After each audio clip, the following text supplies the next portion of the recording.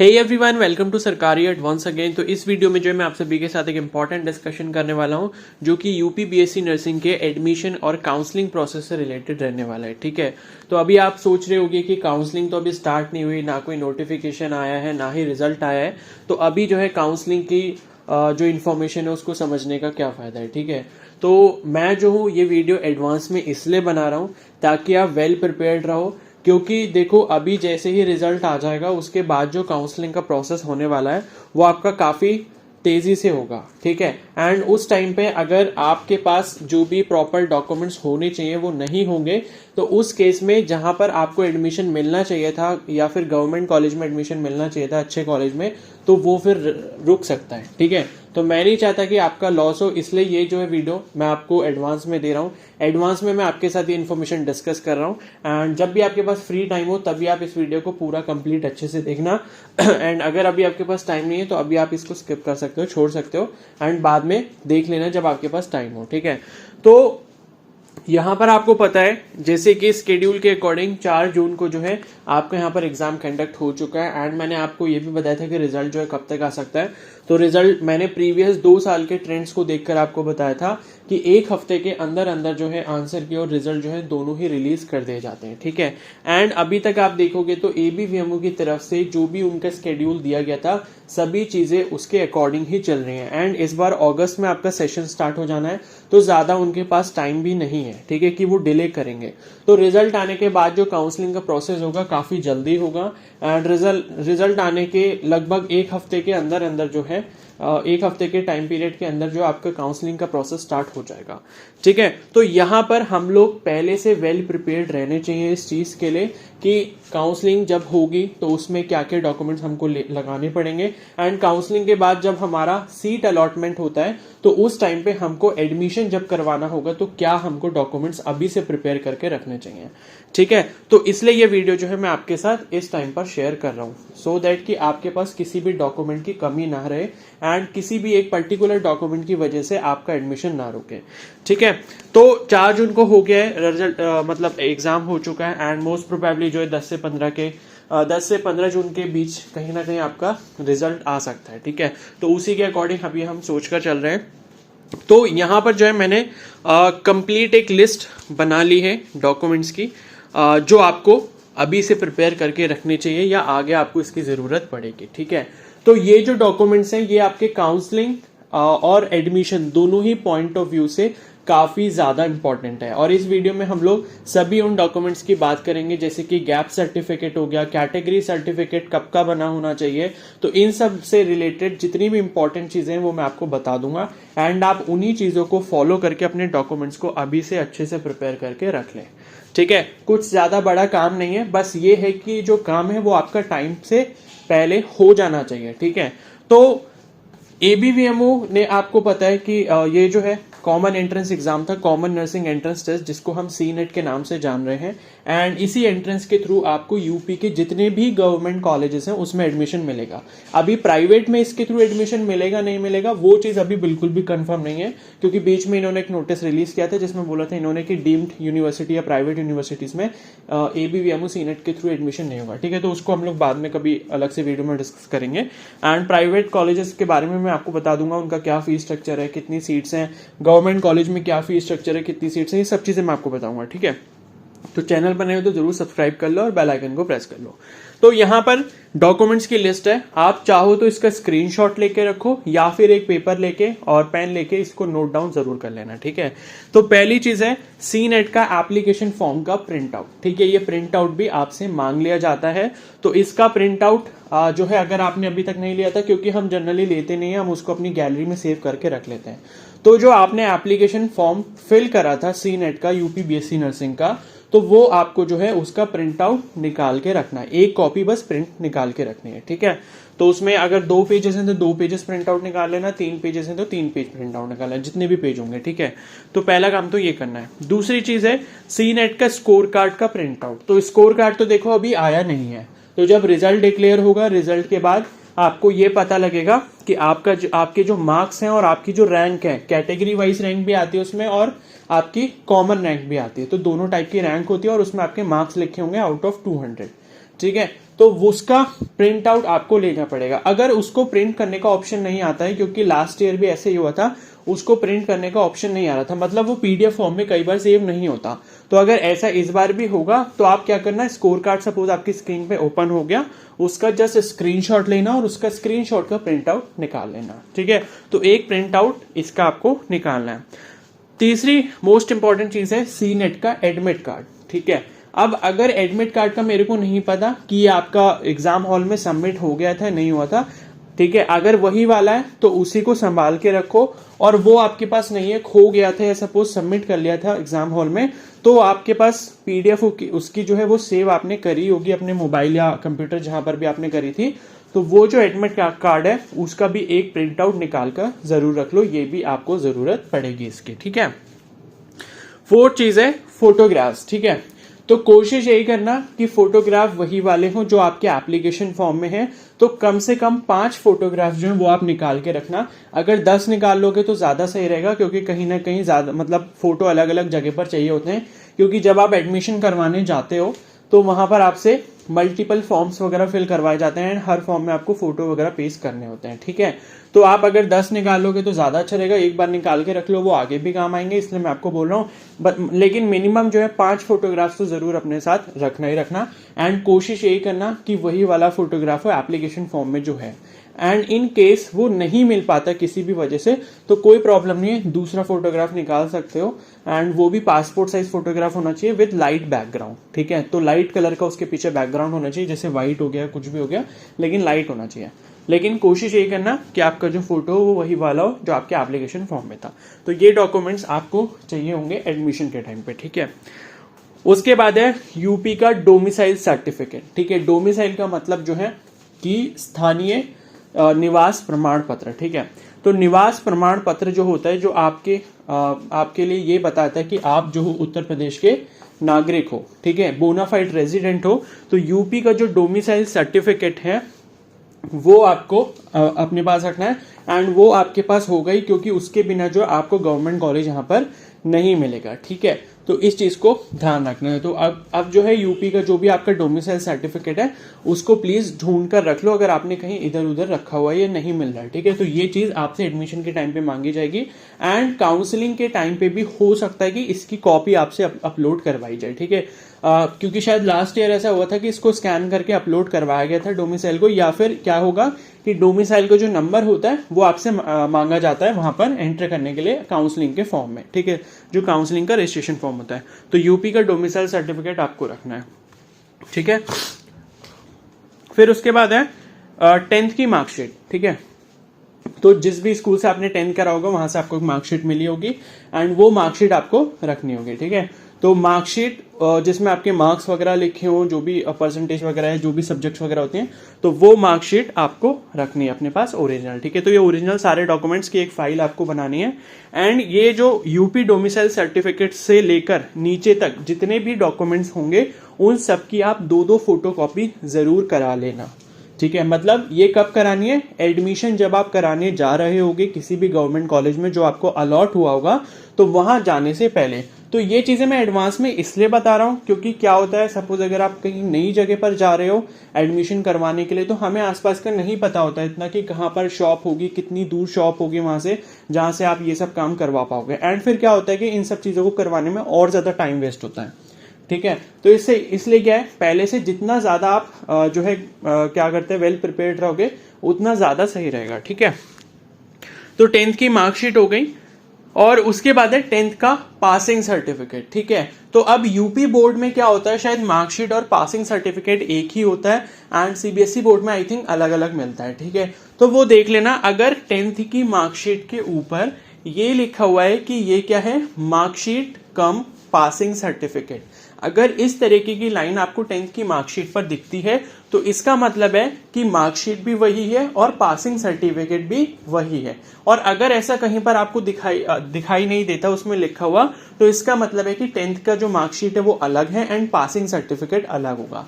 तो इस केस में क्या है कि अगर आपने खाली मार्कशीट ली थी स्कूल से, तो आप अपने स्कूल में एक बार जरूर पता कर लेना कि पासिंग सर्टिफिकेट मुझे नहीं मिला है, एंड अगर मिलता होगा तो मैं अलग से, तो फिर क्या है, उनसे एक बार पता कर लेना कि मुझे कैसे मिलेगा, एंड अगर नहीं भी मिलता होगा तो स्कूल वाले बता देंगे कि बेटा पासिंग सर्टिफिकेट और जो मार्कशीट होता है वो आपका एक ही होता है, ठीक है। तो इस चीज में डाउट मत रखना, ये दोनों अलग अलग डॉक्यूमेंट्स होते हैं। एंड कुछ बोर्ड्स में क्या होता है, ये एक ही डॉक्यूमेंट होता है, जैसे शायद यूपी बोर्ड में एक ही होता है, क्योंकि लास्ट ईयर काफी सारे स्टूडेंट्स ने ये बोला था, एंड सीबीएसई में शायद अलग अलग होता है, तो अपने अकॉर्डिंग चेक कर लेना, ठीक है। उसके बाद है 12th का मार्कशीट, ठीक है। तो अभी क्या है, जिसने इस साल भी 12th किया है तो उनके भी मार्कशीट आ ही गए हैं, एंड आ जाएंगे धीरे धीरे। अगर किसी का नहीं आए तो आप ले जाना। एंड अगर कोई ऐसा कैंडिडेट होता है जिसको इस साल, जिसने अपना 12th कंप्लीट किया है, इस साल उसका रिजल्ट आया और स्कूल से उसको नहीं मिल पाता, तो वो कुछ दिन बाद भी सबमिट कर सकता है। लेकिन क्या है कि 12th का जो आपका रिजल्ट है वो आपको उसका प्रिंट आउट जरूर लेके जाना होगा, ठीक है। मतलब जो आपका रिजल्ट वेबसाइट पर आता है उसका प्रिंट आउट जरूर ले जाना। लेकिन ऐसा होगा नहीं, क्योंकि जुलाई तक जो है सबकी ही मार्कशीट आ जाएगी। बहुत ही रेयर केस ऐसा हो सकता है किसी कैंडिडेट के साथ अगर हो, ठीक है, क्योंकि आपका रिजल्ट ऑलरेडी काफी दिन हो चुके हैं। रिजल्ट जब आता है तो उसके 15 दिन के अंदर अंदर जो है मार्कशीट आ जाती है। तो सीबीएसई हो, यूपी बोर्ड हो, या फिर और कोई अदर बोर्ड भी हो, तो आपका आ चुका है, ठीक है। तो यहाँ पर 12th का मार्कशीट हो गया। उसी तरीके से 12th का पासिंग सर्टिफिकेट भी होता है, एंड ये भी अलग अलग ही होता है। अब यूपी बोर्ड का मुझे नहीं पता कि अलग होता है एक होता है। तो 12th के मार्कशीट के ऊपर चेक कर लेना, अगर लिखा होगा कि मार्कशीट कम पासिंग सर्टिफिकेट, तो इसका मतलब है कि मार्कशीट भी वही है और पासिंग सर्टिफिकेट भी वही है। अगर ऐसा नहीं लिखा है तो आप अपने स्कूल में जरूर पता कर लेना कि मुझे सिर्फ मार्कशीट मिली है यहाँ पर और पासिंग सर्टिफिकेट नहीं मिला है, ठीक है। लेकिन सीबीएसई में अलग अलग ही होता है, तो इस चीज का ध्यान रखना। तो ये 4 डॉक्यूमेंट हो गए आपके 10th और 12th के। उसके बाद है आधार कार्ड ओरिजिनल, ठीक है। तो आपका जो भी ओरिजिनल आधार कार्ड हो, जिसमें आपका आधार कार्ड का नंबर लिखा हो 12 डिजिट्स का। और आधार कार्ड में एक चीज ध्यान से please soon low, Aadhaar card में अगर किसी के नाम में, किसी के डेट ऑफ बर्थ में, किसी के फादर नेम में कुछ भी गलती है तो प्लीज उसको जल्दी से जल्दी सही करवा लो, ठीक है। एंड गलती का मतलब क्या है कि आधार कार्ड में जो भी आपकी डिटेल है, चाहे वो आपका नाम हो, डेट ऑफ बर्थ हो या फादर नेम हो, वो आपका 10th की मार्कशीट से मैच करना चाहिए, ठीक है। तो अगर आपको लगता है कि 10th में मेरा कुछ और है, आधार कार्ड में कुछ और है, तो आप अपने आसपास पता कर लेना, जहां पर भी आधार कार्ड में जो है मॉडिफिकेशन होता है, चेंज करवा सकते हैं। जैसे बैंक वगैरह में वो लोग ज्यादा बैठते हैं, ठीक है, तो वहां से आपको पता लग जाएगा कि आधार कार्ड का जो करेक्शन है वो लोग कहां पर कर रहे हैं। तो किसी बैंक वगैरह में आपको मिल जाएंगे वो लोग, ठीक है। तो वो अलग अलग सेंटर्स बनाकर बैठे होते हैं, तो आप उनके पास चले जाना और उनको बताना कि आधार कार्ड में मेरा ये चीजें गलत हैं, एंड आप इसको 10th की मार्कशीट के अकॉर्डिंग मेरे को चेंज करवाना है, ठीक है। तो 10th में आपका जो भी नाम है, जैसे किसी का नाम 10th में सपोज शुभम लिखा हुआ है, तो आधार कार्ड में भी सिर्फ शुभम लिखा होना चाहिए। ऐसा नहीं है कि आधार कार्ड में जो आपका शुभम के आगे कुछ और भी लिखा हुआ है, ठीक है। कोशिश यही करना कि आपके जो भी डिटेल्स हैं आधार कार्ड में, वो आपकी 10th की मार्कशीट से हूबहू मैच करनी चाहिए। तो इस चीज का ध्यान रखना, ठीक है। और आधार कार्ड मोस्ट इंपॉर्टेंट चीज है, तो ये सिर्फ इसी एग्जाम की बात नहीं हो रही या फिर यहाँ पर एडमिशन के लिए नहीं हो रही, आपके फ्यूचर में भी ये चीज आपके लिए काफी ज्यादा इंपॉर्टेंट है, तो इस चीज का ध्यान रखना, ठीक है। फिर अब हम बात करते हैं कास्ट या कैटेगरी या फिर सब कैटेगरी सर्टिफिकेट, ठीक है। तो देखो, जनरल कैटेगरी का कोई भी सर्टिफिकेट नहीं होता। तो जो भी कैंडिडेट जनरल कैटेगरी से बिलोंग करते हैं तो उनको ये वाला डॉक्यूमेंट कहीं से भी अरेंज नहीं करना, और ना ही वो अरेंज होता है, ठीक है। तो जनरल कैटेगरी के अलावा बाकी जितनी भी कैटेगरीज हैं, जैसे कि ओबीसी, ईडब्ल्यूएस, एससी, एसटी या फिर आपका पीडब्ल्यूडी, ठीक है, तो इन कैटेगरी के जो कैंडिडेट्स होते हैं इनको अपना सर्टिफिकेट अरेंज करना होगा। अब मैं एक बार लेकर चलता हूं प्रोस्पेक्टस पर, और इसमें एक बहुत ही इंपॉर्टेंट इन्फॉर्मेशन दी गई है आपके कैटेगरी सर्टिफिकेट से रिलेटेड, तो वो मैं आपको एक बार दिखा देता हूं, ठीक है। ये रिजर्वेशन पॉलिसी लिखी है, एंड इसमें पीएच जो कैंडिडेट्स हैं या जो पीडब्ल्यूडी कैंडिडेट्स हैं उनके लिए लिखा है 5% का हॉरिजॉन्टल रिजर्वेशन, ठीक है। तो देखो, पीडब्ल्यूडी का जो सर्टिफिकेट होता है ना, पीडब्ल्यूडी एक सब कैटेगरी होती है, और ओबीसी, एससी, एसटी और ईडब्ल्यूएस ये आपकी क्या है, कैटेगरीज है, क्लियर है। और उसके बाद देखो, यहाँ पर जो मोस्ट इंपॉर्टेंट चीज लिखी है पीडब्ल्यूडी वालों के लिए तो ये लिखा है कि एक मेडिकल कमेटी बनाई जाती है और वो लोग सारी जो है जांच वगैरह करेंगे आपकी कि आपका सच में 40 से 50% के बीच में लोकोमोटर डिसेबिलिटी है या नहीं है, एंड उसके बाद वो कोटा आपके लिए अप्रूव करते हैं, फिर आपको उस कोटा से सीट मिलेगी। उसके बाद मोस्ट इंपॉर्टेंट चीज यहाँ पर ये लिखी है, 4th पॉइंट आप देख सकते हो कि caste certificate issued only by the competent authority that is tehsildar of Uttar Pradesh government are acceptable. तो इसमें लिखा है कि कास्ट सर्टिफिकेट आपका जो बना होना चाहिए वो तहसीलदार के थ्रू बना होना चाहिए। मतलब तहसीलदार का मतलब ये है कि कम से कम तहसीलदार लेवल का जो ऑफिसर है उसके थ्रू आपका बना होना चाहिए, ठीक है, उससे नीचे नहीं चलेगा। जैसे किसी ने अगर ब्लॉक वगैरह से बनवा रखा है तो मे बी शायद वो ना चले, ठीक है। बाकी अगर SC ST के केस में भी ऐसा कुछ है तो मैं इसके बारे में कंप्लीटली श्योर नहीं हूँ। आप एक काम और कर सकते हो कि क्या बोलते हैं, आप ABVMO का जो भी हेल्पलाइन नंबर हो उन पे एक बार कंफर्म कर सकते हो, ठीक है।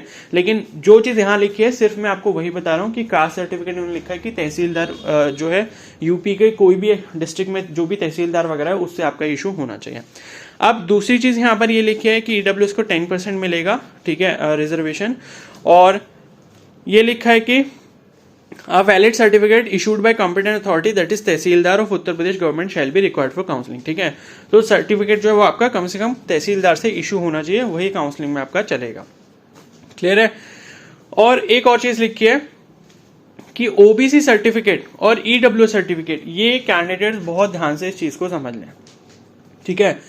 अगर आप OBC या फिर EWS कैटेगरी, इन दो में से किसी भी एक कैटेगरी से बिलोंग करते हो तो आपको एक चीज ये ध्यान रखनी है कि आपका जो कैटेगरी सर्टिफिकेट है वो 1 अप्रैल 2023 के बाद का ही इशू होना चाहिए। एंड यहाँ पर ऐसा कोई क्राइटेरिया नहीं है, इन्होंने ना लिखा है कि आपका जो सर्टिफिकेट है वो सेंट्रल वाला चलेगा, ऐसा कुछ भी नहीं। अगर स्टेट वाला है तो वो भी चल सकता है एंड सेंट्रल वाला है तो वो भी चल जाएगा, तो उसकी टेंशन यहाँ पर मत लेना। तो EWS और OBC वाले कैंडिडेट्स खासकर इस बात का ध्यान रखें, अगर आपके सर्टिफिकेट में इशू डेट 1 अप्रैल 2023 से पहले का है, भले ही एक दिन पहले का क्यों ना हो वो, ठीक है, भले ही क्या बोलते हैं 30 मार्च का क्यों ना हो, तो वो भी आपका नहीं चलेगा जब तक उस कैटेगरी सर्टिफिकेट में आपकी इशू डेट 1 अप्रैल 2023 या फिर उसके बाद की नहीं होती, वो एक्सेप्टेबल नहीं होगा और जो आपको कैटेगरी से सीट मिली होगी वो आपकी वहीं पर कैंसिल हो जाएगी। तो ये बहुत इंपॉर्टेंट चीज है जो बहुत सारे कैंडिडेट्स ध्यान नहीं रखते एंड फिर बाद में उनको पछतावा होता है, ठीक है। और बाकी जो SC और ST कैटेगरी के कैंडिडेट्स हैं उनके लिए ऐसा कोई भी क्राइटेरिया नहीं है, उनका सर्टिफिकेट कभी कभी बना हो, चाहे वो 3 साल पुराना हो, 4 साल पुराना हो या अभी का बना हो, वो सारे वैलिड है, ठीक है। तो उनको टेंशन लेने की जरूरत नहीं है। और बाकी ये लिखा है कि जो DFF कैटेगरी होती है यानी कि डिपेंडेंट ऑफ फ्रीडम फाइटर, ठीक है, जो स्वतंत्रता सेनानी वाला जो कोटा होता है तो उसका जो सर्टिफिकेट है वो DM का बना होना चाहिए, तब एक्सेप्टेबल होगा, ठीक है। और जो एक्स सर्विसमैन सर्टिफिकेट है वो भी आपका कॉम्पिटेंट अथॉरिटी से बना होना चाहिए, यानी कि जहां से वो बनता वहीं से बना होना चाहिए। और NCC सर्टिफिकेट जो C सर्टिफिकेट है विद ग्रेड B, ये आपका जो है बटालियन से इशू होना चाहिए, ठीक है। और देखो NCC का जो फायदा है सिर्फ शायद उन्हीं कैंडिडेट्स को मिलेगा जिनके पास C सर्टिफिकेट है, ठीक है। B और A वालों को यहाँ पर शायद सर्टिफिकेट में फायदा नहीं मिलता, क्योंकि पिछली बार मेरी एक कैंडिडेट से बात हुई थी एंड उसके साथ यही केस हुआ था, उसके पास B सर्टिफिकेट था लेकिन कॉलेज वालों ने उसे एक्सेप्ट नहीं करा था। तो C सर्टिफिकेट जब तक आपके पास कम से कम नहीं हो तो आप काउंसलिंग के रजिस्ट्रेशन पे सब कैटेगरी में NCC सिलेक्ट मत करना, ठीक है। इस चीज का बहुत अच्छे से ध्यान रखो, मैं एक एक पॉइंट इसलिए क्लियर कर रहा हूं ताकि बाद में आपको प्रॉब्लम ना हो, ठीक है। तो NCC जिसके पास है, कम से कम अगर आपके पास C सर्टिफिकेट है तभी आप अप्लाई करना NCC के थ्रू, अदरवाइज मत करना, ठीक है। और उसके बाद लिखा है, ये तो पता ही है कि गवर्नमेंट कॉलेज तो सिर्फ उन्हें मिलेगा जिनके पास यूपी का डोमिसाइल है। तो ये बात हो गई आपकी कास्ट और सब कैटेगरी सर्टिफिकेट की, सब कुछ मैंने डिटेल में बता दिया। और यहाँ सेंट्रल स्टेट का कोई चक्कर नहीं है, कोई भी सर्टिफिकेट हो आपका चलेगा।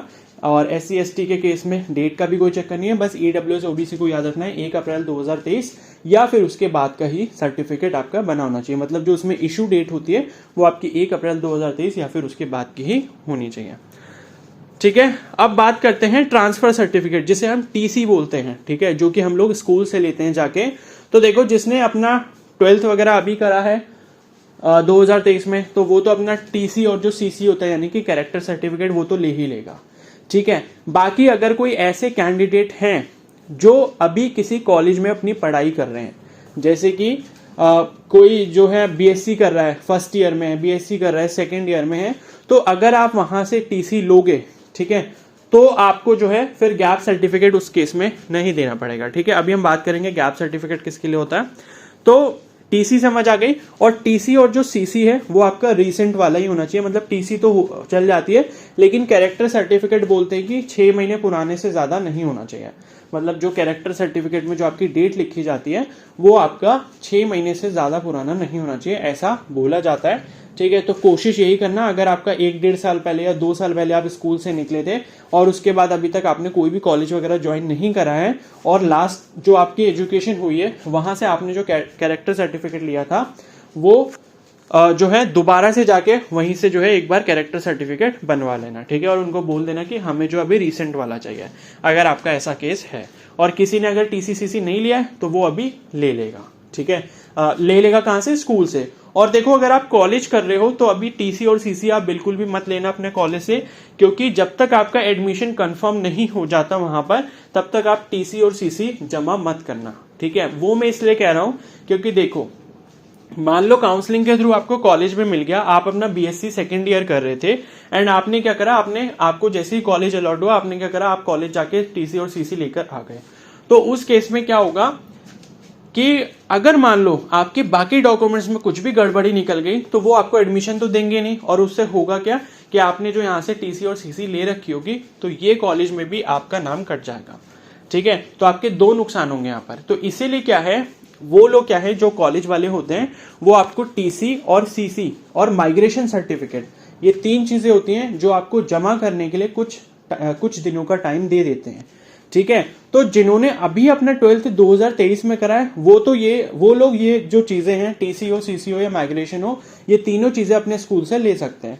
लेकिन बाकी ऐसे कैंडिडेट जो अभी किसी कॉलेज में पढ़ाई कर रहे हैं, ठीक है, चाहे वो फर्स्ट ईयर में हो कॉलेज में या सेकंड ईयर में हो, बीएससी कर रहे हो, बीए कर रहे हो, बीकॉम कर रहे हो, कोई भी कोर्स का आप कर रहे हो, तो आप प्लीज जल्दबाजी मत करना टीसी और सीसी लेने में। ठीक है, वो इसलिए क्योंकि मैंने बता दिया, अगर वहां पर डॉक्यूमेंट्स में, बाकी डॉक्यूमेंट्स में कुछ गड़बड़ी मिली या एडमिशन में कोई भी दिक्कत आई तो वो लोग आपको सीट देंगे नहीं, और आपने यहां से पहले ही अगर टीसी और सीसी ले रखा होगा तो यहां से भी आपका एडमिशन कट हो जाएगा। तो ये आपके डबल लॉसेस है, तो इनसे बचने के लिए ऐसा मत करना। ठीक है, टीसी और सीसी के लिए कॉलेज वाले टाइम दे देते हैं। क्लियर है, तो उसकी टेंशन मत लेना। अब ये बता दिया मैंने, बाकी 2023 में जिन्होंने 12th पास करा है वो टीसी सीसी और माइग्रेशन अपने स्कूल से ले लें, कोई भी दिक्कत नहीं है। ठीक है, स्कूल से तो आपको लेना ही, चाहे अभी लो या कुछ दिन बाद लो, तो वो आप जाकर बनवा लो टाइम से। क्योंकि क्या होता है कि वो लोग भी कई बार जो है डिले कर देते हैं बनाने में, कभी बोलेंगे कि कल आना परसों आना, तो इसलिए जितना जल्दी हो सके निकलवा लो। ठीक है, अब बात करते हैं गैप सर्टिफिकेट जो कि ड्रॉपर्स के लिए होता है। ठीक है, गैप सर्टिफिकेट का मतलब क्या है कि अगर आपने जो अपना लास्ट एजुकेशन प्राप्त किया है किसी भी स्कूल, कॉलेज, इंस्टीट्यूट से, उससे जो भी आपने किया था, जो भी एजुकेशन किया है, चाहे वो 12th हो, चाहे वो कोई भी और कोर्स हो, और उसको करे हुए आपको कम से कम 1 साल से ज्यादा का टाइम हो चुका है। ठीक है, कम से कम 1 साल या फिर उससे ज्यादा का टाइम हो चुका है, तो उस केस में आपको गैप सर्टिफिकेट चाहिए होता है।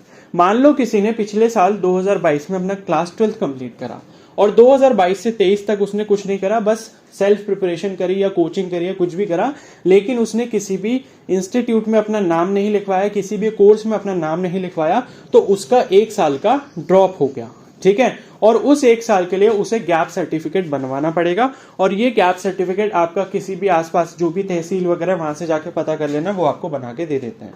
ठीक है, या फिर जो ये क्या बोलते हैं, मतलब तहसील में ही होते हैं ये लोग, ठीक है, जो नोटरी वगैरह करते हैं, ठीक है, स्टैम्प पेपर वगैरह का जो काम करते हैं, आप उनके पास जाओगे तो वो आपको बनाकर दे देंगे। ठीक है, तो ये आपका होता है गैप सर्टिफिकेट। तो ये चाहो तो अभी बनवा के रख सकते हो, चाहो तो जब आप एडमिशन कराने जाओगे तो वहां जाकर ही बना लेना। ठीक है, तो वहां पर भी बन जाता है, लेकिन घर से भी एक बनाकर ले जाओ। अगर कई बार कुछ कॉलेज वाले बोलते हैं कि आप यहीं से बनाकर दो हमें, हमने अपना बंदा बैठा हुआ और इन्हीं से बनाओ गैप सर्टिफिकेट, तो वो चीज अलग है, लेकिन आप पहले से अपना घर से बनाकर एक उसको रखो, वो आपके लिए ज्यादा सही रहेगा। ठीक है, तो ये हो गया आपका गैप सर्टिफिकेट। अब मैंने चीज बता दी, गैप सर्टिफिकेट किसके लिए? जिसका एजुकेशन में अभी कम से कम 1 साल या फिर उससे ज्यादा का गैप है। ठीक है, जैसे मान लो अगर किसी ने 2021 में भी 12th करा है और उसके बाद 2 साल से वो ड्रॉप ही ले रहा है, अभी तक सिर्फ ड्रॉप ही था उसका, उसने किसी भी कॉलेज या किसी भी कोर्स में नाम नहीं लिखवाया, तो उसका 2 साल का गैप सर्टिफिकेट बनेगा। ठीक है, तो वो लोग आपको बता देते हैं गैप सर्टिफिकेट में क्या क्या लैंग्वेज बनती है। लाइक उसमें यही लिखते हैं कि मैं बीमार था या कुछ भी था, कुछ मेरे पर्सनल रीजन से, जिस वजह से मैं आगे की पढ़ाई कंटिन्यू नहीं कर पाया और अब मुझे करनी है। ठीक है, तो ऐसा ऐसा उसमें लिखा होता है। क्लियर है। अब अगर कोई कैंडिडेट ऐसा है जो सपोज बीएससी कर रहा है या कोई और अदर कोर्स कर रहा है, ठीक है, उसमें सपोज फर्स्ट ईयर में, सेकेंड ईयर में, और अगर आप टीसी और जो सीसी है ये स्कूल वाला आप जाकर दोगे तो उस केस में भी आपको गैप सर्टिफिकेट लगवाना पड़ेगा। और अगर आप अभी कहीं पर एजुकेशन ले रहे हो, सपोज कॉलेज में हो आप किसी भी, जैसे कि कॉलेज के फर्स्ट ईयर में हो, सेकंड ईयर में हो, बीएससी, बीकॉम, बीए, कुछ भी कोर्स आप कर रहे हो, ठीक है, और आप अगर उस कॉलेज से टीसी लेके अपने वहां पर जमा करोगे एडमिशन के टाइम पर, तो आपको फिर गैप सर्टिफिकेट नहीं देना पड़ेगा। ठीक है, तो गैप सर्टिफिकेट तभी लगेगा जहां से आपने टीसी आपने ली है, ठीक है, और टीसी की जो भी आपकी डेट थी उसको टीसी को लिए हुए, या जहां पर आपका कोर्स पहले खत्म हो चुका है तब से लेके अब तक कम से कम 1 साल का गैप हो चुका है या उससे ज्यादा का।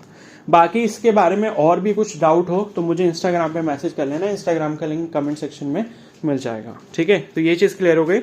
उसके बाद बात करते हैं कैरेक्टर सर्टिफिकेट, ये मैंने बता दिया, और इसके साथ जो है माइग्रेशन भी होता है, तो उसका भी ध्यान रखना। ठीक है, क्लियर है। तो उसके साथ क्या होता है आपका माइग्रेशन सर्टिफिकेट भी होता है। ट्रांसफर हो गया, कैरेक्टर हो गया, और माइग्रेशन सिर्फ स्कूल से ही मिलता है, वो कॉलेज वगैरह में शायद नहीं होता है। ठीक है, तो वो देख लेना, पता कर लेना।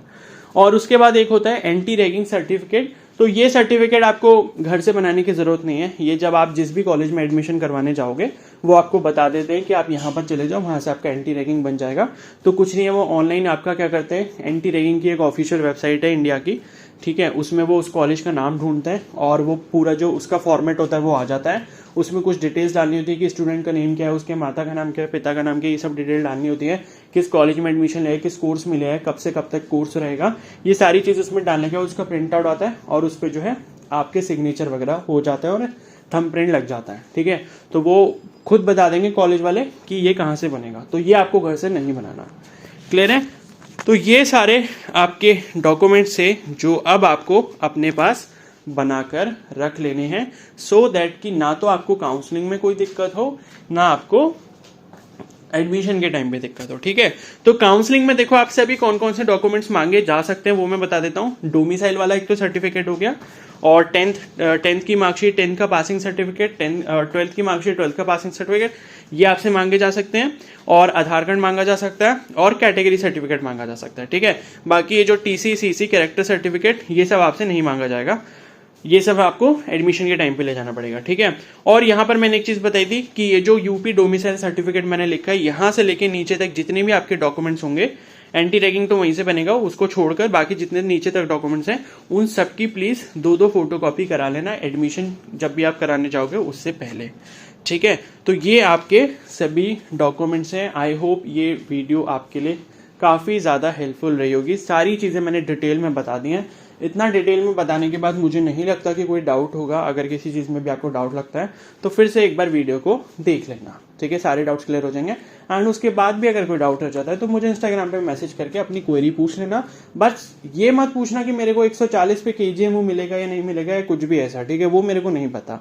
तो डॉक्यूमेंट से रिलेटेड कुछ भी डाउट हो तब आप मेरे से पूछ सकते हो। ठीक है, तो अब इस वीडियो को यहीं पर एंड करता हूँ। बाकी चैनल पर नए हो तो जरूर सब्सक्राइब कर लो और बेल आइकन को प्रेस कर लो। और अगर ये वीडियो आपको पसंद आई तो प्लीज को जरूर लाइक कर देना और अपने दोस्तों के साथ भी इसको शेयर कर देना। Okay, so thank you and have a nice day.